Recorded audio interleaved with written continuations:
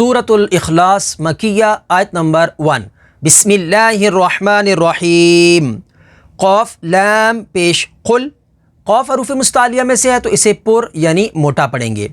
ہا پیش ہو، واو لام زبر ول، ول لام کھڑا زبر لا، اللہ۔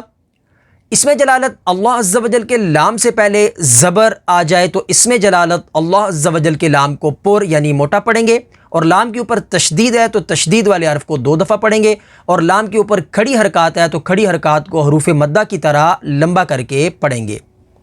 ہا پیش ہو، اللہ، حمزہ زبر آ، الف پر کوئی حرکت یا جزم آ جائے تو اسے حمزہ پڑھیں گے۔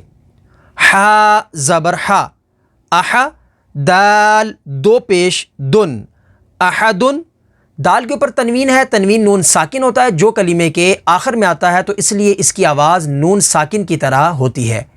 آگے وقف، احد، وقف تام کی وجہ سے دال کو ساکن کر دیں گے، دال حروف قلقلہ میں سے ہے تو یہاں پر قلقلہ ہوگا۔ قل هو اللہ احد۔